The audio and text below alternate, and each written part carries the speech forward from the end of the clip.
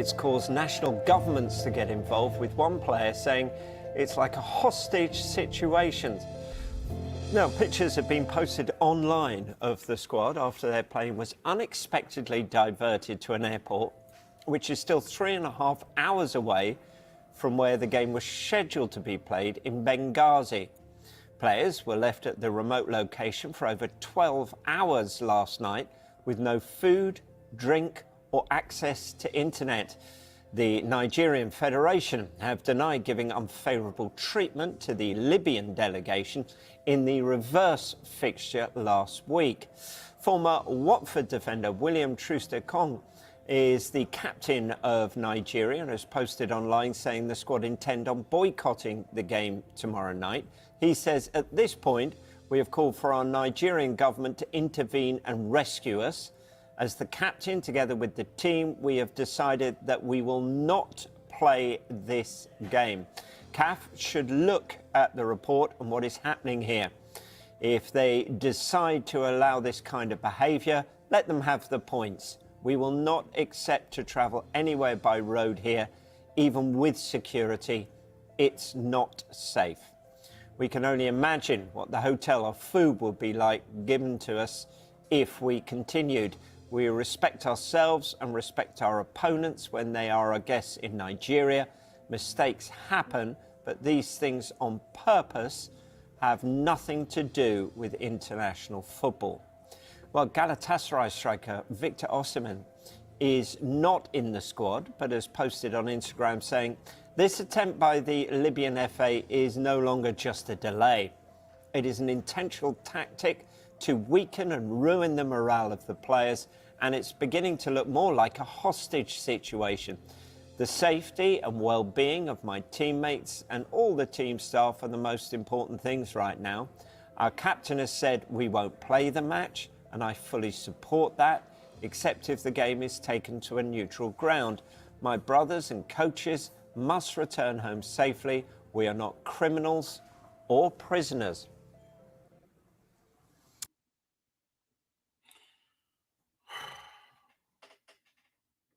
Well, fellow Nigerians,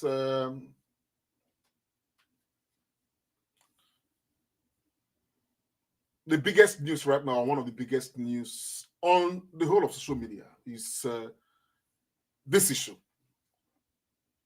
The Nigerian Super Eagles held hostage by the Libyan government and the Libyan people. Very sad. Sad for football, particularly when it has to do with Africa. Very sad development, a very rare development as such, that a whole team will be held hostage, because right now there is no way this can be described better. The apt description is that the Nigerian Super Eagles were held hostage by Libya. And now, but let me just start with some cherry news. The cherry news is that in the last couple of hours, we understand that the boys, have boarded, and they are on their way back to Nigeria currently as we speak. Probably the major will be landing now, about to land, or they've got very short time, left to land. I am glad, because according to this is reported by TVC News, we can see the boys there boarding to eventually go to Nigeria. And of course, we've seen the establishment by Sky News just now. And of course, it's become a global topic. The whole world of sport is talking about this. And of course, Nigerians are very disturbed by this development. And let's give a perspective to it. There's been a lot of commentaries on this matter, but I have an angle on this matter that I'm going to, come from. And I like that we give some perspective, to this matter. A couple of days ago, about 3-4 days ago, the Nigerian Super Eagles played the first leg match against the same Libya in Nigeria. Just, CAF, qualifiers. And of course, Nigeria won that match by a long goal. And on this occasion, this is the return leg that's supposed to take place in Benghazi. And from the report that we are gathering, the plane that was taking the Nigerian team to Benghazi was diverted mid-air to another place, Abraka something or something, I don't know. And that's about, according to sources, over, more than 3.5 hours, from Benghazi, as it were. And the arrangement by the Libyan authority was to keep these boys there in one of the most inhuman, conditions, so that they will put the boys in one rickety bus, and ferry them to Benghazi.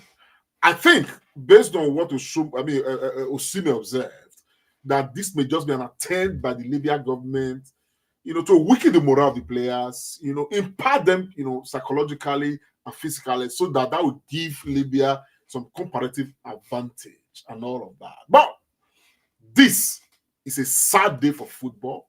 It's a sad day, most especially for African football. To find, footballers in a condition that is not near human. I want to salute, William Truss Ekong, the captain of the team, for rising up to the occasion and for joining the team to decide that they're not going to play this match. They're not going to risk anything for 3 points, as it were. And from what we understand, it is good we give, elaborate more a bit on this. For those who may not have seen, this was the condition of our own dear Super Eagles players in Libya. This is the Libya airport where they diverted them to. The boys were held hostage in the airport for more than 12 hours. As a matter of fact, they are departing Libya after about 17 hours of go, no go, come, no come. Footballers, comfortable young men in their own rights, okay, mesmerized, by the Libyan government and the Libyan authority. Grossly unacceptable. Grossly unacceptable.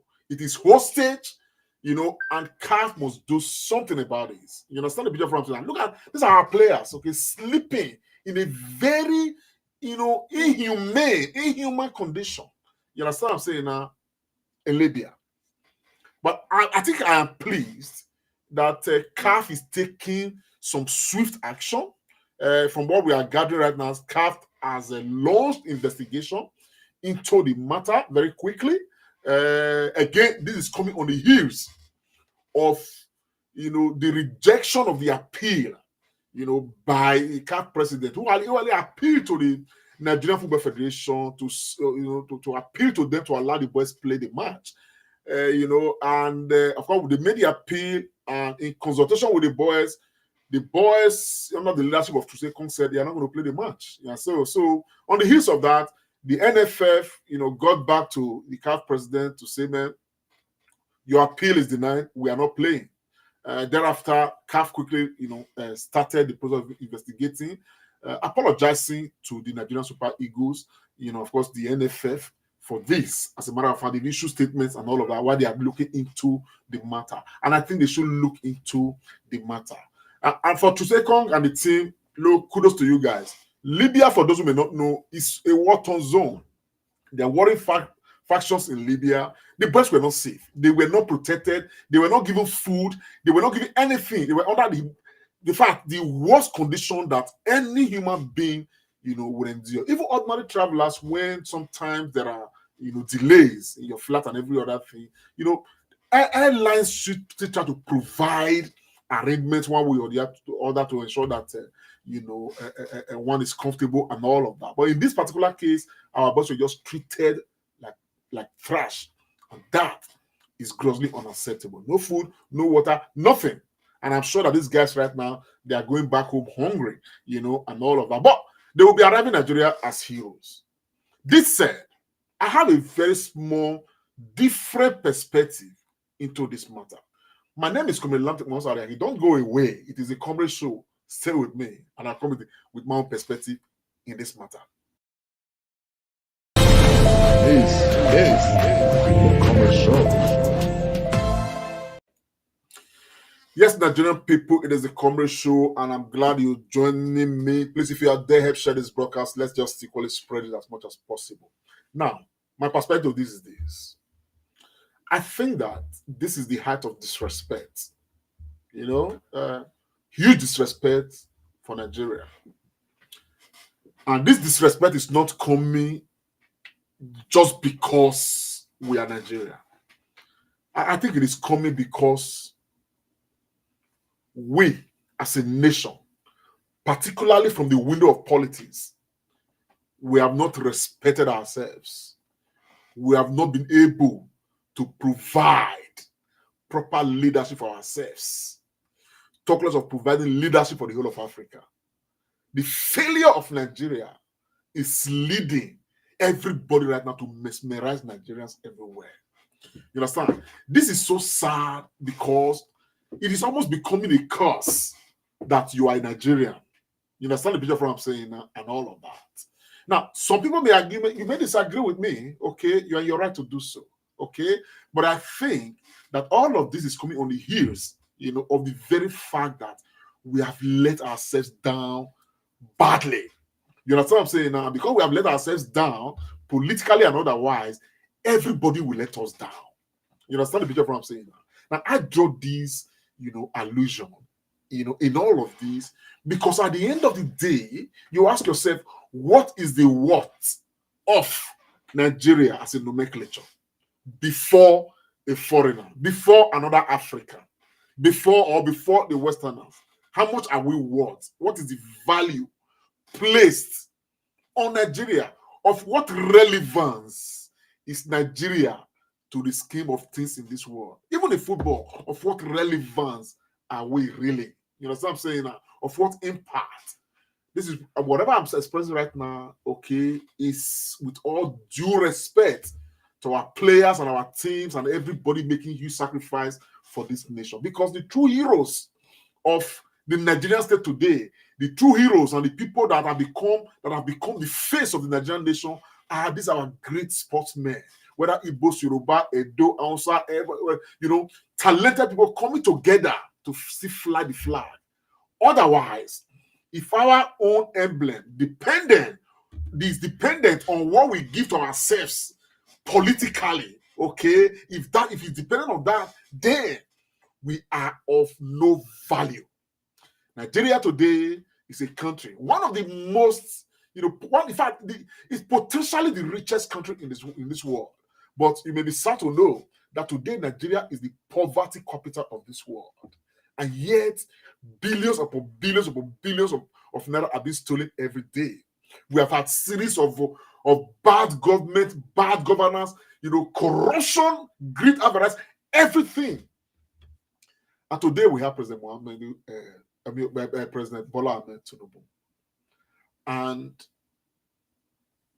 just, I don't know, I've not been on air for some time because having gone through and observed what happened in the Edo election, and I saw what is happening in Rivers that has continued,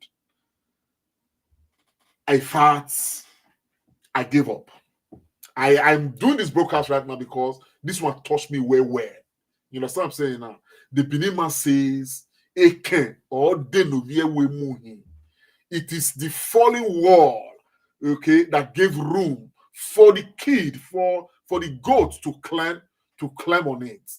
If the wall was not falling, you understand what I'm saying now? The goat will not climb on it. You understand? That is the state of Nigeria today. And it is gone so bad. And it even saddened me more. You understand what I'm saying now? When, the Bola Ahmed Tinubu and of course his empire will come to Nigerians and address Nigerians to endure and be patient.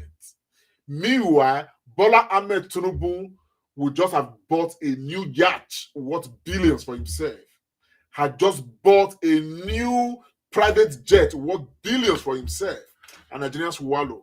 Somebody sent me a voice message this morning from Edo State, and the person was crying, a man with 5 children. He said yesterday they were only able to manage 2 cups of gari, 2 milk cups of gari, 400 naira each, 800. Himself and 5 children. And he said what they did was to soak the gari and give it time to rise. You understand what I'm saying now? They did not share the gari small amongst the children. This is the nation that Bola Ahmed Tinubu has given to us in recent time. This is the nation that we are all dwelling in right now. And the news of what we are going through right now in this nation is evident. The whole world sees it. Africa sees it. Everybody sees it. So therefore, we are of no value as a nation. My husband, according to Bola Tinubu's wife, my husband, government not get hand for the hardship when Nigerians they suffer. And coincidentally, I had a conversation with somebody bordering around some of this subject matter. When the person was saying that, we cannot blame Bola Ahmed Tinubu now not being starter. And what I told him is that every government is elected not to push blame, but to tackle the issues that we have, to contribute to making us a better people, to contribute to making us a better state, a better nation. Now, can we say 1 year gone down the drain, can we say that Bola Ahmed Tinubu has improved on the lot of Nigerian people? Of course, the answer is a clear no. The answer is a clear no. And so, if in Nigeria we now live in this corruption, we have now impoverished the people a lot more. And Bola Ahmed Tinubu, his son, his wife, his daughter, and all his cronies, okay, they are feeding fat on this same proceed from Nigerian state. You understand? They are increasing a liter of fuel to over 1,000 naira. You understand? And somebody is reaping the dividends. You understand what I'm saying? Now, everybody is getting impoverished. The nation is of no value, with all due respect. That you go to Ghana today and you are able to secure 1,000 or 2,000 or 3,000 Ghana cedis, and you come to Nigeria, you become a little big man. That is a crime against Nigerian people. And this is one of the reasons why people like this Libyan Federation, will look at us. They will first of all size us. What is the value of this Nigeria? Let us treat them as we like. This is the honest truth. I share a similar story. This one I'll be waiting to tell me. This one happened to me. A friend of mine, back then I was in Spain. I'm talking about this one even more than 15 years ago. A friend of mine came from the United States. Okay, she came to see her boyfriend. Okay, in Spain, who happened to be my friend as well. You understand? And we went to a club together, all of us. And something happened in that particular club. This was in Spain. And when the police came, something happened. There was some, stampede, commotion. Police came, and when police came, I mean, this one is very common amongst European countries. If you go to Germany, very quickly they ask for Ausweis, documents. And so it's common for immigrants to carry their documents with them, so to be identified anytime, because they can just, ask you for your documents. As the police came, they started separating everybody in the club. For Nigerians and other Africans, they would park them to one side. And when they saw this girl, she brought her passport out, she was an American, they removed her. Said, no, you come this way. Put down a separate side. Where all the other people, blacks and, other foreigners, they put all of them, even the Europeans said we're even separated from the Africans so that they know how they want to treat everybody. It was again, I was not insisting, no. That guy is in Nigeria, it's my boyfriend, and him I can't see. I'm not going to go out a separate place without him. And that created some little drama there.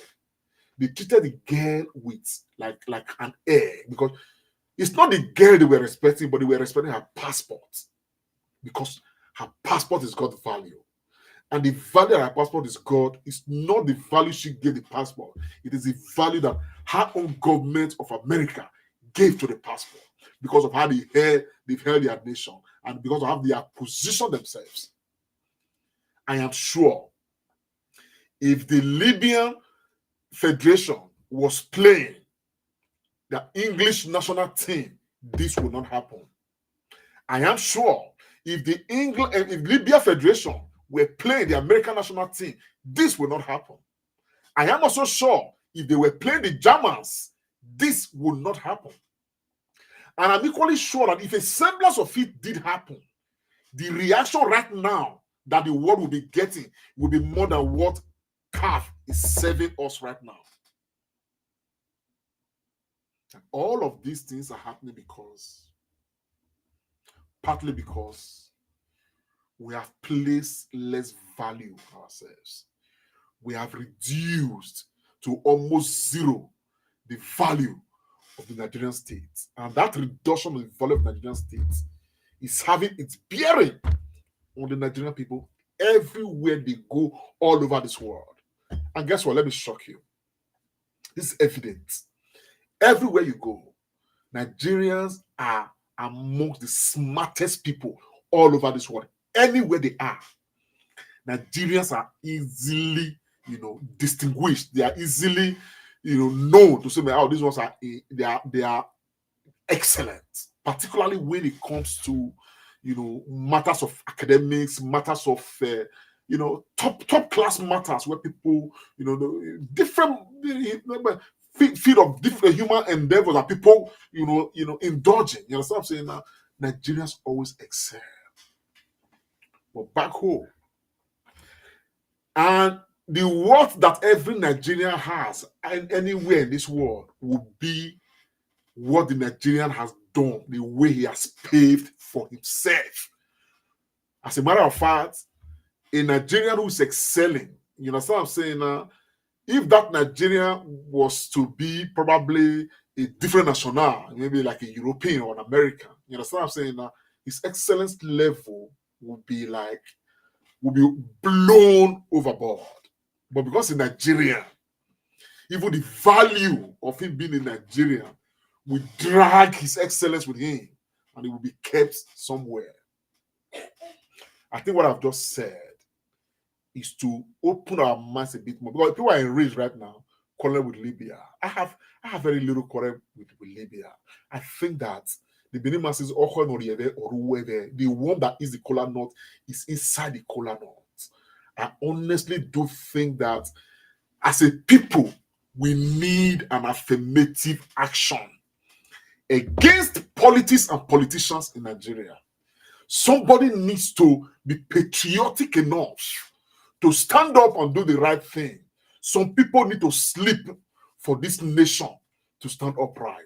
When I mean sleep, you can interpret it whichever way you want to interpret it. But what we are getting right now, not before we cry put so now, and we look the other way to see the number of Nigerians right now who don't even know where the next meal is going to come from. Are we bothered? Are we worried? Even as I speak now, are we worried? Are we worried that as we speak right now, people, when they carry people, they sell, is becoming a market that is booming? Are we troubled by it at all? Say, people will carry fellow human beings, they will buy them. You understand what I'm saying now? For ritual purposes and all of that. It's booming. Every day the news is coming. People are worried. Children, they go school with extra instruction. I beg, not follow anybody, go party anywhere, not come up from inside school and all of that. Are we worried at the spate and the rate with which young people they lost for inside that country? They know they see them again. Are we worried? All of this is occasioned by what we get from those that are governing us. Some will just say, you know, concern Bola Ahmed Tinubu for this thing. Look, we did not employ any president to come and pass the blame or pass the ball. The issue is that we have troubles, and reparation and fixing of Nigeria must start from somewhere, must start from somebody, must start from the president. And I can tell you that it is not starting from Bola Ahmed Tinubu. Bola Ahmed Tinubu just came with his cronies to come and destroy what is left of this democracy we talk about now, what they see right now. Their mission is to make sure that Nigeria becomes a one-party state, so that him, whatever he did, you know what I'm saying, he will be the overlord, the godfather of all godfathers. Now, only primaries for APC, now you go do. Once you get your primaries, you're already elected. That is what they want to take Nigeria into. And the consequence of all of that, now waiting, Libya, they give us so. Tomorrow, don't be surprised that Nigerian Super Eagles will be locked in a hotel, not to be released, if we not take serious action with CAF on this particular matter. So Nigerian people, even as I'm sad and I'm enraged as many Nigerians are over this matter, I hope that CAF will do the needful, because CAF herself is embarrassed. You understand the picture from I'm saying now? And at the end of the day, you know, I anchor everything to say we need to look inwards. They go do now, the government go do now, use this Libya matter, take, buy time, distract everybody. That will be the topical matter. Meanwhile, the real Kakan war, they inside the Nigeria. And for Madam Bola Ahmed Tinubu's wife, let me tell you, your husband, as you say you not get her for the hardship when Nigerians they face. Nigerians know say that they face hardship before your husband carry himself, say he want to become president. But since your husband come, the hardship, he can not times 100 now. Make you know, madam. The thing when your husband come meet, bag of gari when they sell for 35,000 when your husband come meet, a bag of gari, a bag of fries for 35,000 when your husband meet, a bag of fries right now, you understand what I'm saying? It don't come out to over 100,000. So the excess way they be suffering right now your husband ain't cousin. Madam Bola Ahmed Tinubu. But I will address now on another day. My people, I'll be just I give myself a break. Because I don't go do broadcast. May I not talk about the nonsense when they happen for Nigeria right now. But to be honest, I do believe that somebody, some people, some human beings, Nigerians themselves, people need to start waking up to understand that this change of Nigeria will not happen. Some people need to sleep, make Nigeria for change. And people need to take that action to cleanse this country and reset the template.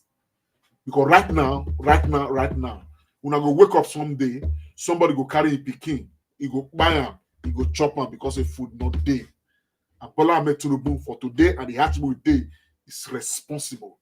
And I still say Bola Ahmed Tinubu is equally chiefly responsible for what the Super Eagles they get right now for Libya hand. That'll be my take. You may not agree with me, put your comment there, but this is my own take inside this matter. God will bless you now. To second, thank you very much for standing up for the team. For every Nigerian, God bless you all. Hopefully things get better. And then I come and lampton. Cheers for now. Yes. Come and show.